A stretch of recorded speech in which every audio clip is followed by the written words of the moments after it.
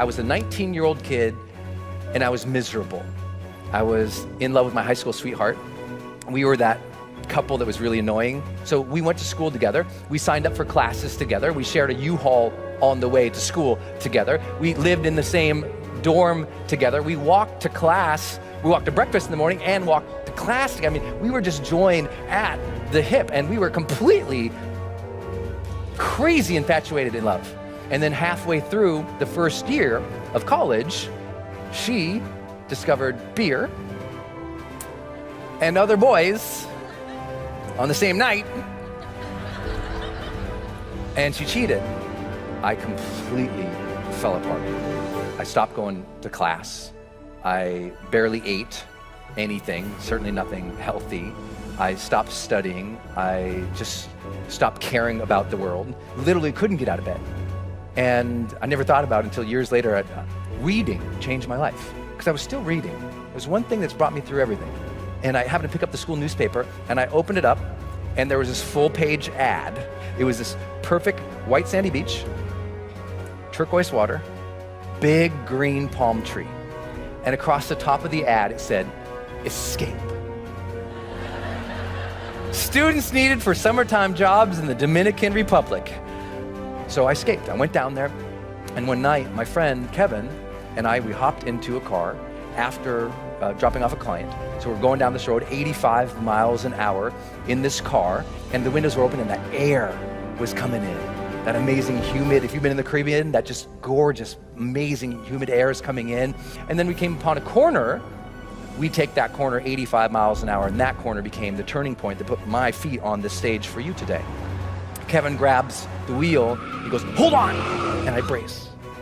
And the car starts sliding sideways. And that weird slow motion thing happens. Kevin's gripping the wheel, trying to make the corner, and all of a sudden, smack. When I came to, I looked over, and Kevin is screaming at the top of his lungs, "Get out of the car, Brendan, get out of the car!" And I look over, and a whole big chunk of his head is open.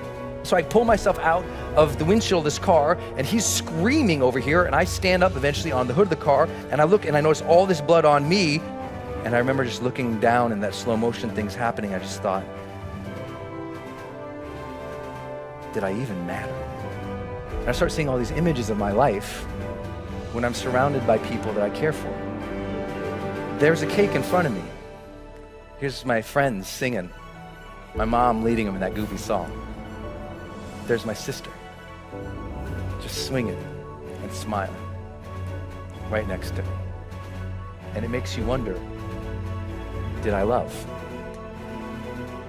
Did I love openly and honestly and completely?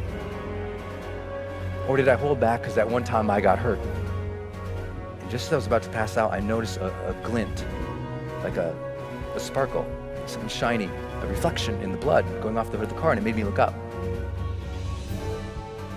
And there was this bright, big, beautiful moon that night.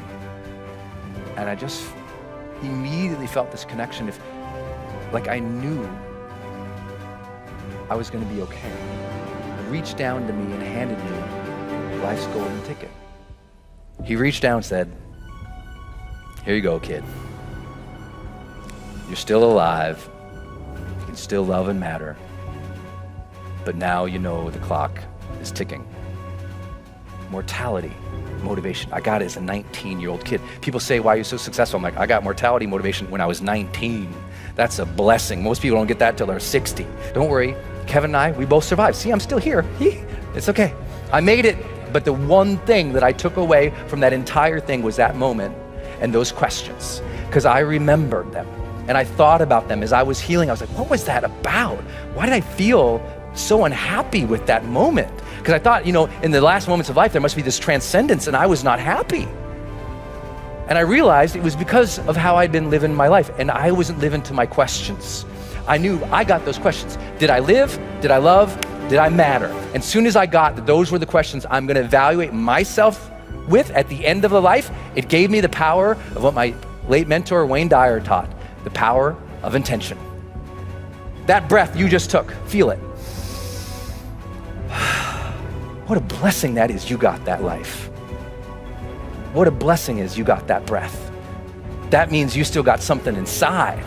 You got to work for it. You got to contribute for it. You got to give for it. You got to lead for it. You got to love for it, because you still have something not just in you, you're still here for a reason. And now you just got to earn that blessing.